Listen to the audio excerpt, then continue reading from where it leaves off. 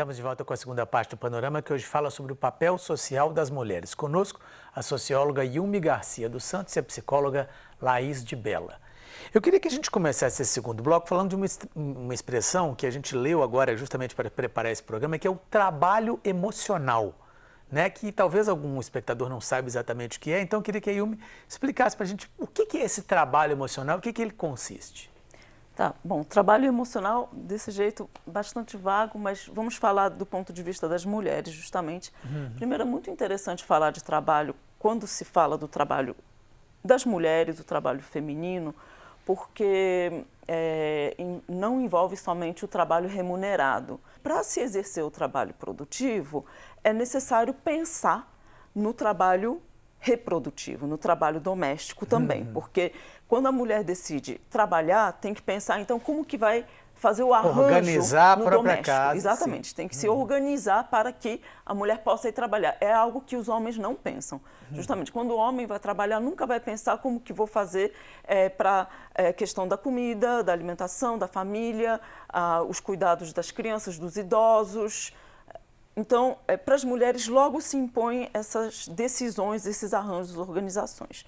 Bom, então, já começa por aí. Então, a questão do doméstico vai envolver todos os arranjos, não somente materiais, mas emocionais também. No caso do Brasil, há uma peculiaridade. A gente pode falar de todas as classes sociais, mas tipicamente a classe média brasileira delega esse cuidado das crianças e das pessoas dependentes para uma outra mulher. A empregada doméstica, a pessoa que está trabalhando nos lares ali, geralmente mais de 90% são mulheres. Exatamente. É uma questão estrutural de classe, né, que envolve também raça, essa questão, então, interseccionada, né, do trabalho, que então vai trazer uma necessidade de se considerar a desigualdade social típica do Brasil, que vem também de uma questão estrutural da escravidão, né? De uma ordem escravocrata que continua e por isso mesmo, de maneira tão naturalizada sobre as mulheres negras e pobres. Bom, essas mulheres que fazem de maneira mais típica, exercem o trabalho emocional, porque são a elas que são atribuídas esse papel de cuidar, de lidar face a face com as pessoas dependentes da família. É uma cadeia, né? Então, a mulher trabalhadora vai delegar esse trabalho para uma outra mulher trabalhadora e esse arranjo emocional, administração, né? Do afeto, das emoções dos membros da família, mas também isso envolve cuidado corporal, cuidado, vamos dizer, também em nível das emoções, né? Tudo isso se envolve, mas isso se traduz também no trabalho, no mercado de trabalho. A maioria do trabalho no mercado, onde as mulheres estão dedicadas, também envolve o trabalho emocional. Né? Talvez eu possa passar... Claro, eu queria só que você começou a falar dessa questão de como é que isso recai tanto sobre as mulheres, e a gente buscando um pouquinho a conversa do bloco anterior, em outros países é assim também, ou há outros países em que esse equilíbrio do trabalho emocional já está mais entre homens e mulheres, ou ele sempre está recaindo entre as mulheres? Então, isso é muito cultural. Em alguns países a gente vê a diferença. Eu tive a experiência de morar na França durante o meu doutorado e vejo os pais mais ativos mesmo na educação, inclusive na lida, de estar com as crianças nas idas e vindas da escola. Eu acho que vale a pena voltar um pouco no que Yumi estava falando, se me permite. Se a gente pensar porque o trabalho doméstico, ele é trabalho, né? Criar uma família, educar crianças, isso tudo é trabalho. E se a gente pensar, por exemplo, na origem da divisão social do trabalho, a gente vai lá em Taylor. Taylor, quando ele fez a divisão científica do trabalho, uma das formas que ele fez de convencer as pessoas de que a proposta dele era interessante foi dizer para os trabalhadores o seguinte: olha, vocês vão só executar as tarefas. Isso é bom para vocês, porque vocês não vão ter que pensar. Vocês vão só executar aqui uma parte. Vocês vão apertar o parafuso 94 no buraco 95 e isso é ótimo ótimo, você não vai ter que se esforçar em planejar a máquina ou pensar no processo produtivo, se precisa alimentar ou não a máquina, consertar, ou quem são os clientes. E o trabalhador ganhava um salário, então, menor só para isso, mas ele tinha essa vantagem, ele não pensava. Agora, vamos sobrepor essa lógica do Taylor para a família. Se a gente pensar que a família, a casa é também uma empresa, a mulher, ela fica com o trabalho de planejar também essa parte, suprir, por exemplo, a geladeira, ou pensar nas emoções das crianças quando elas têm uma briguinha na escola ou não, um adoecimento de um idoso, porque as mulheres também são as que são responsáveis pelos mais velhos, né? E ela não tem um salário para esse planejamento, porque esse dono da empresa, que no caso era Taylor, ele ficava com a maior parte dos lucros da empresa. Então, ele ficava com o planejamento, ele liberava os trabalhadores de pensarem, né? Eles ficaram ali com a parte só de execução, mas eles são remunerados, os engenheiros, aqueles que pensam, planejam, eles são melhor remunerados, ocupam os cargos de chefia. A mulher, por outro lado, ela fica com a parte de planejamento e ela não tem remuneração nenhuma. O trabalho doméstico, o trabalho educacional, o trabalho emocional, dos cuidados com as crianças, com idosos, eles não é um trabalho remunerado.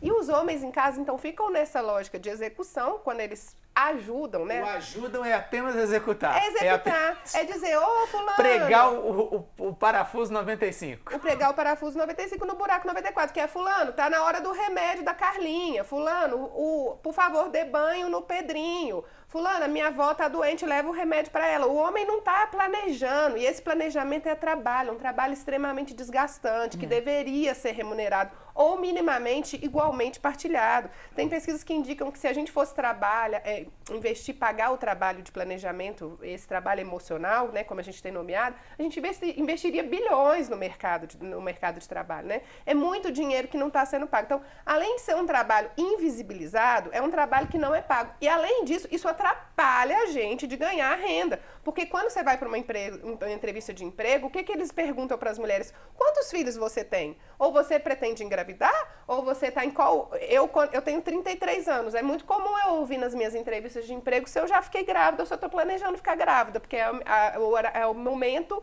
esperado que eu vá sair de licença maternidade. Então, eu tenho dificuldade ainda. Além de eu ter que administrar um trabalho que é invisível e não remunerado na minha casa, eu ainda tenho dificuldade de acessar esse trabalho remunerado, porque o meu empregador já sabe que eu vou para o emprego carregando esse trabalho invisível comigo. Que se meu filho adoecer, não vai ser meu marido, que eu não tenho no caso, mas se eu tivesse, não vai ser o meu marido quem vai buscá-lo na escola, vai ser quem? A mulher. Você está falando nisso, a gente tem uma pesquisa da empresa de recursos humanos Cato que mostra justamente um pouco dessa realidade das mulheres que são mães e atuam no mercado de trabalho. Olha só.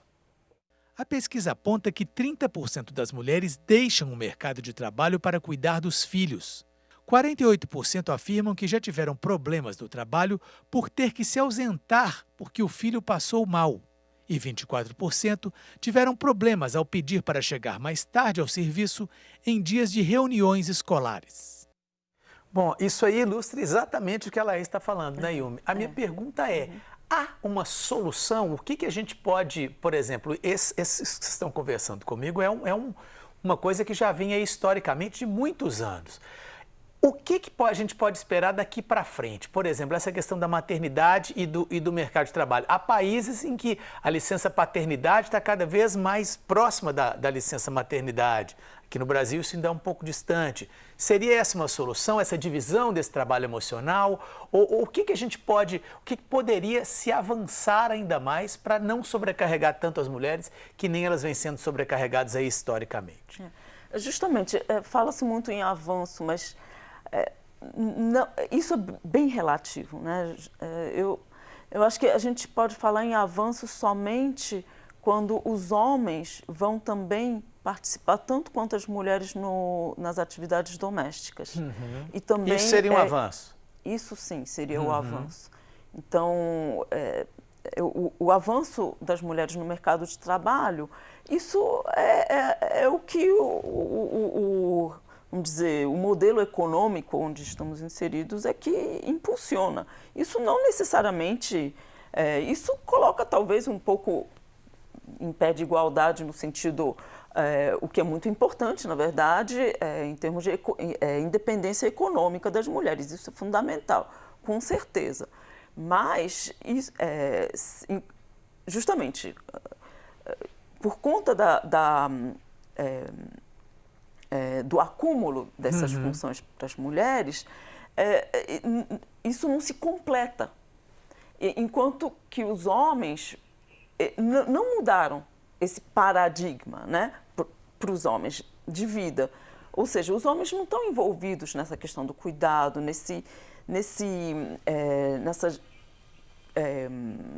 vamos dizer, nessa produção do viver.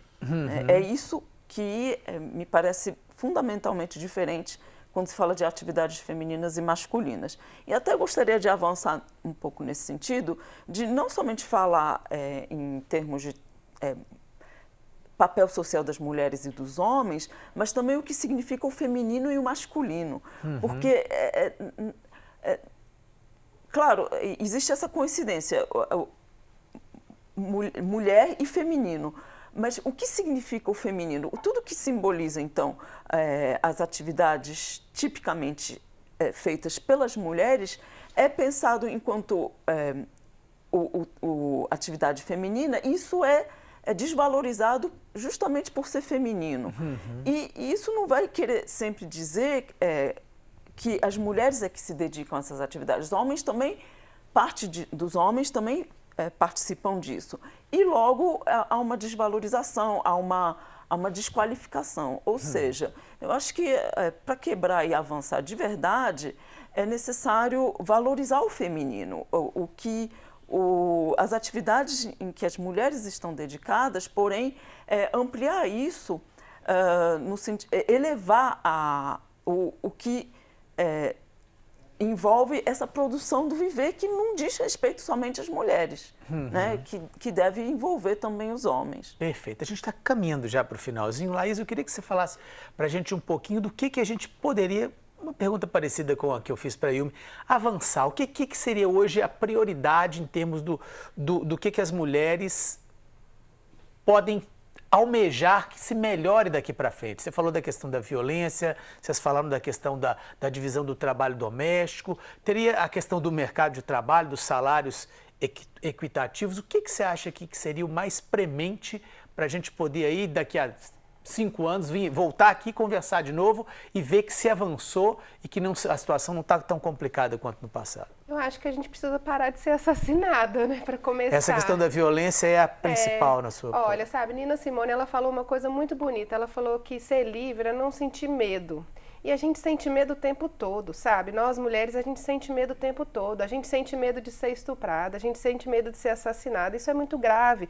Isso é um trabalho emocional também, sabe? Ter que sobreviver todos os dias. Eu saio na rua, eu fico morrendo de medo se a pessoa tá me olhando para me assaltar ou para me assediar. Os homens, né? Quando eles estão só me assediando, eu falo, ufa, foi só um assédio. Porque eu tenho medo, porque eles me olham tão fixamente, eles vêm para perto de mim o tempo todo. E eu sinto medo o tempo todo, sabe? As mulheres sentem medo o tempo todo. Essa carga emocional, ela atrapalha muito o nosso desenvolvimento. A gente precisa ser livre. Para a gente ser livre, a gente precisa parar de sentir medo. Para a gente parar de sentir medo, a gente precisa parar de ser assassinada. Especialmente em Minas Gerais, né? O estado que está liderando o ranking aí. Então, eu acho que para a gente avançar, a gente precisa de fazer políticas muito combativas ao feminicídio, né? Eu vi algumas postagens recentes agora por causa do coronavírus, lembrando isso, assim, sabe? Se a gente tivesse um vírus agora que matasse uma mulher a cada 2 horas, a gente estaria com um vírus parecido com o sintoma do patriarcado, e não é o caso. A gente está desesperado por um vírus, morrendo de medo de morrer. Imagina o que é isso para as mulheres, sabe? A gente estava com medo de morrer desde que a gente nasceu. Isso é uma carga muito pesada. Isso impede que a gente se dedique aos estudos, né?